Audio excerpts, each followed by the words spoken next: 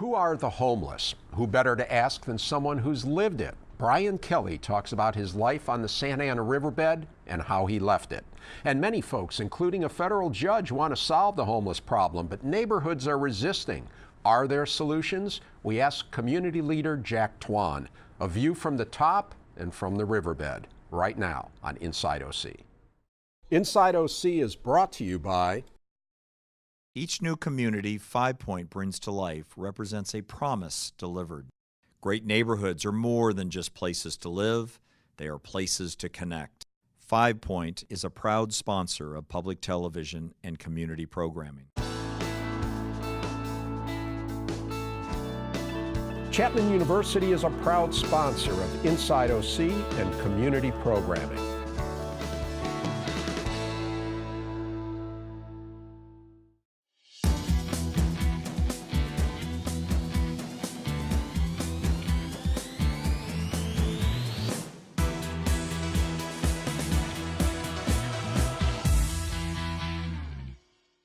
It was beautiful. Yeah, fantastic, fantastic. Hi, I'm Reiff, and I'm here with Brian Kelly and Jack Toan. Brian, thanks so much for coming on. Thanks for inviting me. I appreciate it. And you are currently rehabbing. Is that the term? How do you? I mean, I see myself. I live at the Village of Hope. I just see myself. Excuse me. Just getting back into the world. Getting back up on my feet, getting a job again. Right. Just stuff like that. The Village of Hope, a homeless shelter in Tustin, but really much more than a shelter. It's more, like a campus and all that. And in fact, what you're wearing right now is your chef's outfit. Correct. So explain that. I mean, you're working there. Yes, I actually work there. Voluntary work. I work in the kitchen. We serve 3 meals a day on the Village of Hope, the campus. It's like a college style. And we also, we make food for another shelter called Kramer Place, which they pay us, we make the food, and we ship it off to them. And before you became homeless, you were studying culinary? Yes, I went to the Cordon Bleu in Pasadena, and I, had one class left, took some time off. I worked at restaurants, different types, Mexican, American, stuff like that. And then just one thing next led to another, money, and then just went downhill. Yeah, so let's talk about that. Tell us, start us at the beginning, like where you grew up and all that, okay. and then what happened? Well, grew up here in Orange County, lived in Anaheim Hills. I'm 28 years old. Nice area, Anaheim Hills. Very nice. Did you have a comfortable? I had a very comfortable. Yeah, very comfortable. Nothing happened when I was little. Nothing like that. However, you said you were adopted. Correct. I was adopted at birth. So your mom, your natural mom? My birth parents drove all the way up from St. Louis, Missouri, and they gave birth to me in Van Nuys Hospital. And then I guess my birth mom held me for about an hour, then gave me up for adoption. And then my adoptive parents, it's a great family. They couldn't have kids, they adopted me, and then tried again, and then they pregnant with triplets. So I'm the oldest. Oldest of 3, let's put it this way. One of them died in the womb. So I have a brother and sister. Brother lives in San Diego. He's a firefighter for San Diego County. And my sister lives in Costa Mesa. She works for the Irvine Unified School District. Okay, and now for a while there, you said when you were homeless, you were sort of disowned by the family. Yes. And now that you're at Village of Hope, you've reunited. Yes. When I became homeless, they just stopped money, talking to me. For a little bit, then they tried looking for me. Of course, I wasn't in the same place for a long period of time. I was in I was starting Anaheim Hills, and then just walked. You went to high school? Yeah, I went to Canyon High School in Anaheim Graduate? Hills. Yes, I did. All right. So when and how did things start going wrong for you? Well, like I said, I'm 28. So let's see, when I was 25, 24, I started experimenting with drugs, and it just I liked it. Became pretty much my everything. That's all I just wanted to do. So you became a drug addict? Yes, became a hardcore drug addict, and then became homeless. Got in fights with my parents, friends. I skipped doctor appointments, stuff like that, just to get high. And Jack, we are going to get to you in a moment, but I just want to continue this for a bit with Brian. So, so how do you live? I mean, you become you don't just suddenly one day wake up and say, I think I'm going to become homeless, right? Yeah, no. I mean, what's that like? The lifestyle is horrible, horrible. Well, when I first became homeless, I got in a fight with my parents about just like stupid stuff. You know, I would get high in their house at night. I would steal from them. I would just, you know, cause problems. And one day my dad said, no, we can't afford to have you here anymore.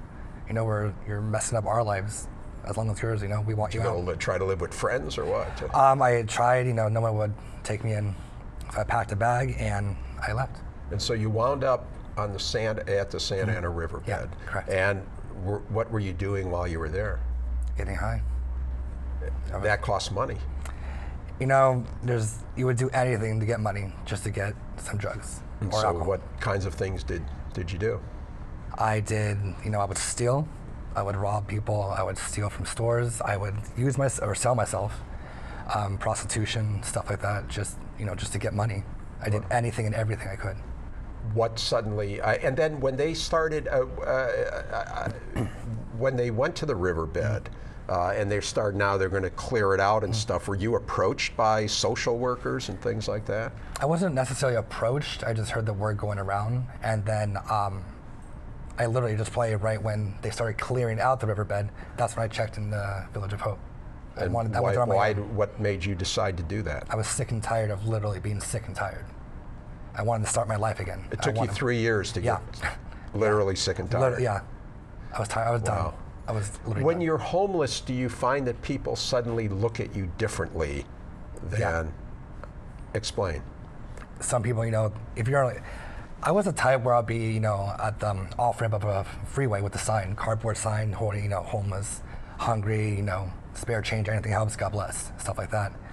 People would just look at me in disgust, you know, they'd be like, give me the look and stuff like that, you know, they would say names and stuff, very hurtful things. You know, with me, and before I was homeless, with my family, we looked down on them as in, you know, here, what are you going to use it for? Tell me the truth and we'll give you the money. You know, or we would go get food and stuff like that and then bring it to them. But I realized when I was homeless, not everyone is like that. Not at all. Wow. So do you have more to fear from the homeless, from other homeless people, or from people who aren't homeless and are angry at you? I would say I had more fear of the people that were homeless themselves. You had to literally like guard your stuff. Like if you had a backpack, you had to guard it at night. You never know what would happen. Were you ever beaten up? I actually got, I guess you say, gay bashed. 3 guys came up to me and tried to kick the crap out of me. Mm-hmm. You know, they would hit me, punch me in the face, kick me. Now, were these homeless guys? No. Or? Oh, okay. Nope. Huh. Now, what's your, you know, I ask people, and I'm going to ask Jack in a moment, probably this question or similar, like, who are the homeless? In your opinion, you live there. You live there with dozens of other people, right? Correct. Categorize homeless people. They're people. You know, they're just normal people that, you know, stuff happened in their lives. You know, family or personal stuff, they lost everything. Huh. They literally just lost everything, had nowhere to go. Yeah. That's who they are. So let me ask you a tough question here, and this is, there was a reporter, I'd recommend it to anybody who wants to go online, Sophia Lee from World News Group, who wrote an article that very prominently featured you about the homeless problem. Correct. And she makes a comment about how do you enforce law and order while preserving life and humanity? How do you force citizens to accept new homeless shelters in their communities when the dominant image of a homeless person is an able-bodied, drug-addled, jobless, unhinged addict? And she was referring to you among others. Yeah, so I asked you, you know, you were there. You were an able-bodied, drug-addled guy. Would you want to live next to the old you? I myself would not know. After looking at myself, you know, seeing what I've done, not just to myself, but to other people, no, of course I wouldn't. That's a tough question. It's a tough question. Yeah. Even when she asked me. Even for you, so we even for myself, for the answers. I mean, when she would ask me, I was like, I don't know. You know, it was very hard for me to answer that. Yeah. Very hard. Yeah. But you obviously have a lot of sympathy for those people I do. because you've been there. Because I've been there, Yeah. Yeah. So Jack, let's bring you in on that tough question because you are working. I mean, you're one of the community leaders, and you are you're an executive with Wells Fargo Bank, and the bank itself is very involved in this. And why don't you explain that first? What Wells Fargo's involvement has been in the homeless issue, Sure. and we'll take it from there. Yeah, well, up to about 10 years ago, we had been funding a lot of programs and organizations serving the homeless. And I have to be honest, in my mind, you know, when we talk about the homeless at that time, it was sort of, oh, the people that are on the street panhandling. But about 10 years ago or so, I started seeing a rise in the number of homeless, and where it hit me was especially the number of families and hearing about children who are homeless. And so I was connected and invited to an event that was put on by an organization I was just starting at the time called the Illumination Foundation. And post that, my wife became really engaged in the issue and said, you know, why don't you get more involved? And at first I was, you know, well, not really an area of interest. And she reminded me at the time that, well, you're a refugee, and we've been on the show talking about the refugee community.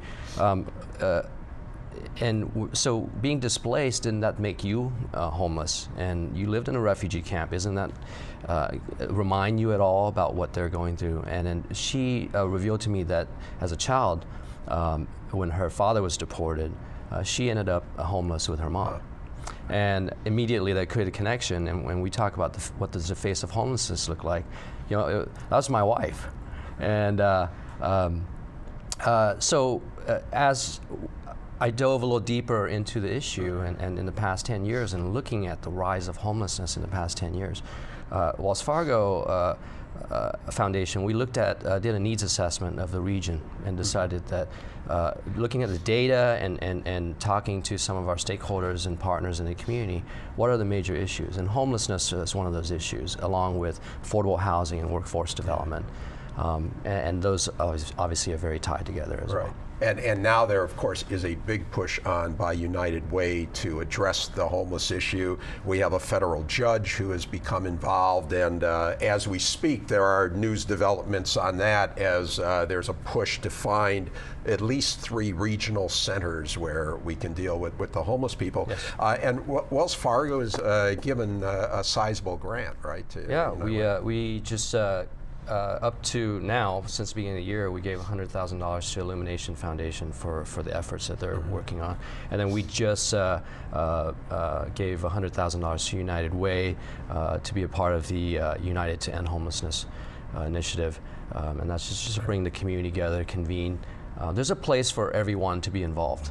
When you talk to different service providers, they have different focuses and different expertise in certain areas, but the spectrum of homelessness is so far and wide that there's a place for everyone at the table. Right. And of course, your expertise is community relations. So who better to ask? Because let's face it, when it comes to the homeless situation, there's a community relations problem, right? Absolutely. Because everywhere that there's been a facility proposed, residents have said no. You know, I kind of articulated that in what the reporter had to say recently. How do you deal with that, Jack? You're the, if anybody knows community relations, it's you. How do you get community buy-in on a problem that people are really terrified about? I think it's really easy to, as I did, have a perception and a stereotype of what, when we say homelessness, what that looks like. When you sit down, here we are sitting with Brian and learning about his story. It changes the perception of what homelessness looks like. And when we sit down, we take the time to listen to individual stories, realize that, you know what, that could have been me. When you're sitting down and listening to a story of a young child who is living in a parking garage with her family, and by no fault of her own, you know, whatever the parent's situation was that kept him on the street, this is a true story. This young lady was eventually raped by the mother's boyfriend, got pregnant, and was brought into the foster care system. She's about to emancipate, but where do you think she's going to end up to deal with growing up on the street all these times, right? And no fault of her own. And so once you hear people's story, it humanizes people. And I think we need more of that, is more of this conversation, is what is Brian's story? What is this other individual? How did an elderly woman end up on the street? And when you hear those stories, you really relate, and that is where it starts. Brian, as you sit here right now, I could say, sure, come on over, stay. You need a bed for the night, no problem. I suspect that if I'd seen you on the riverbed, I wouldn't have felt that way. No. And again, just to go back to the riverbed, I think we've all seen these numbers that the people who enjoyed the river trail. I mean, really, the whole Santa Ana riverbed cleanup was after residents just said, we lost our trails, we lost our park. They complained about unleashed dogs, trash, fist fights, vulgarities, home invasions, carjackings. You can attest that that kind of stuff all happened. Yeah, it did. Yeah. And plus some. So a lot of stuff. I mean, you never, like you said, like fights, stuff, weapons. There would be, people walking around with knives, who knows, guns, stuff like that. Going, threatening. So I guess the big choice, how do we get people from there to where you are now, where everybody would say, this is a heart-wrenching story, we're with you, we want to see you succeed. How do you get from that situation to where you are now? You obviously did it. Yeah. A lot of people don't. Is there a way to help those people? To be completely honest, it's, what I've seen and learned, I'm where I am right now because I wanted to be. I was sick and tired of being sick and tired. I was sick and tired of being homeless. I wanted the roof. I wanted the bed. I want food. I want a relationship with my family again. I want the trust. I want everything back. I chose to come here. It's if they want it, to be completely honest. If they want to get the help they need. If they want to get, back, on their feet again. It's if they want it. Yeah. You can go and talk to them and help them as much as you can. But it's if they accept the offer, and if they will do their part of the work, and them wanting to actually get help themselves. Let me ask you: have you had any conversations with people that you got to know on the riverbed to talk to them, say, "Hey, shape up," or something Since like I've that? been at the Village of Hope? Yeah. No. Okay. Not yet. No. Yeah. But I tend to go on outreaches once I become a quote unquote sophomore. Yeah. I intend to go on outreaches and help. Yeah, that's interesting. Right now, you're a freshman. Correct, When you go to the Village of Hope, you become a student. Yes, correct. So you're a freshman. I'm a freshman. So yes. so it's a little early for you to be doing outreach, but at some point, maybe for your postgraduate study or something. I mean, I would love to go on outreach and help people. So Jack, how? Because I think that's the problem that the community faces: is what do we do about those people right now, who don't want to be helped, or are simply incapable of helping themselves? What do we do? Well, I think we need to be realistic. Nobody is saying that we're going to be able to help everyone. There will be those that will not abide by the rules or will not want the help because they just choose to be where they're at. But there's a lot of people that want the help, that they get to a certain point, but because of the mental health issues and the addiction, sometimes they backslide. And I have a friend, I've made a friend with someone who's chronic homeless. And really our community, our church community have really come around him, helped him, and to the point where he got a job and thought doing well and being sober. And then next day we realized he had backslide, and he doesn't want to, but it happens. And we just have to keep coming around him and having that patience so there are those that want help, that it's a little more difficult. And we have to have a safety net for that too. Yeah, I should mention that aside from the United Way involvement, you're involved with a church group that also works with to help the homeless people. Yes, we have different programs. What's been your biggest takeaway from all of that? Takeaways, because I've spent the time, took the effort to learn what faces of homelessness look like. It's changed my perspective on what we need to do. I think that you can pour money into it, but until people's attitude change, things won't move. But there's definitely, from a bigger perspective, there's a lot of coordination that needs to happen, which is why United End Homelessness is an important initiative to support, because it's not only the faith community that's going to be involved, it's our government and private philanthropy. Right, and right now we're showing the website for the Fight to End Homelessness, the United Way site, if somebody wants to go there, and we'll also show the website for Orange County Rescue Mission, which operates the Village of Hope, where you are right now. Yes, where I live. Yeah. Yeah. So.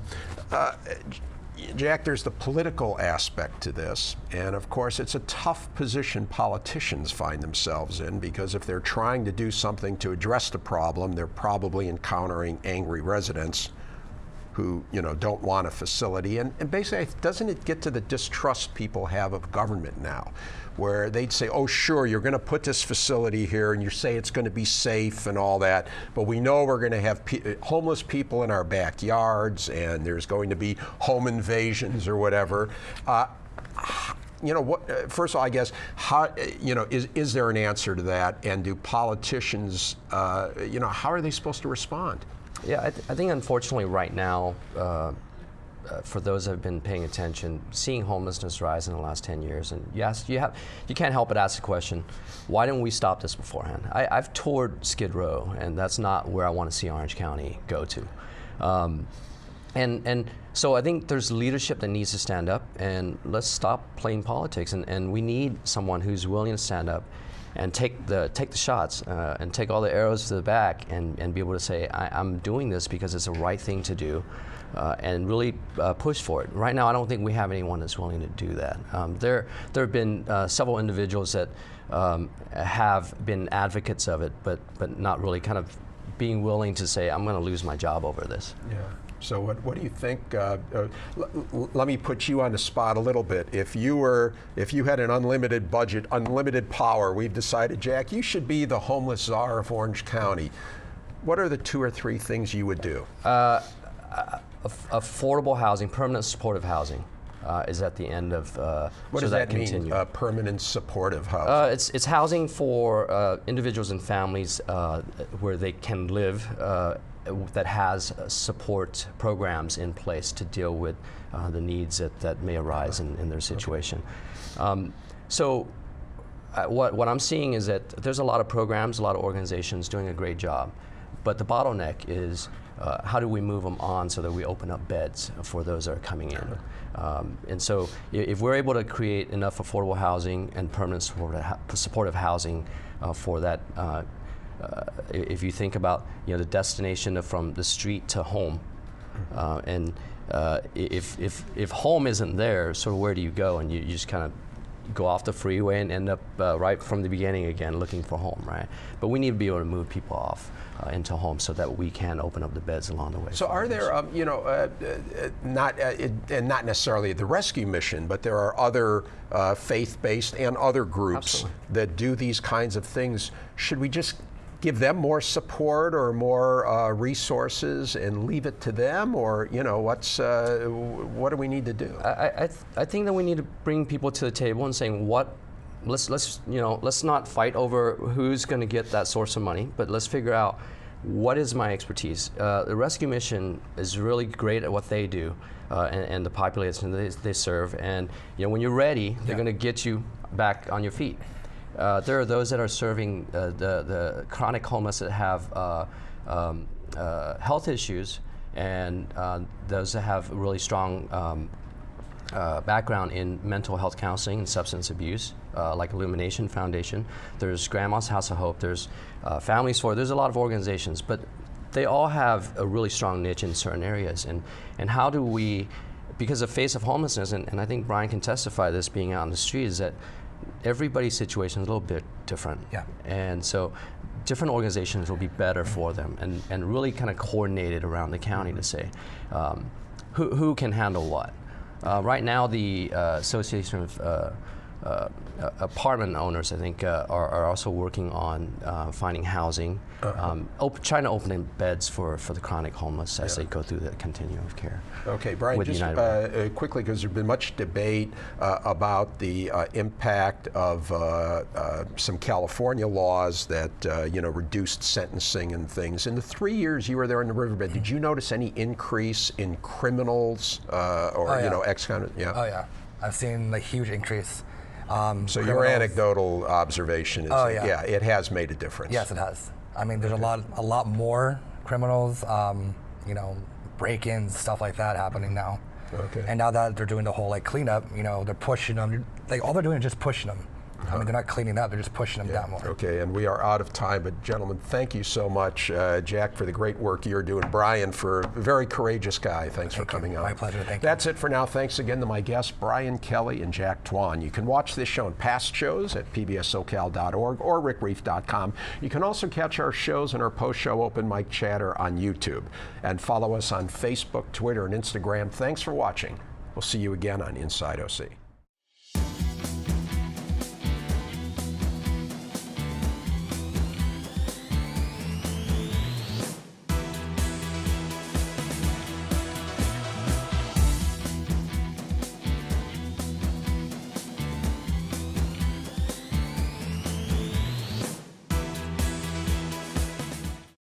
Inside OC is brought to you by... Each new community 5 Point brings to life represents a promise delivered. Great neighborhoods are more than just places to live, they are places to connect. 5 Point is a proud sponsor of public television and community programming. All your life, people talk about what's best for you. But to most people, it's just that. Talk. Unless you're with Memorial Care, a healthcare system devoted to one important thing: what's best for you.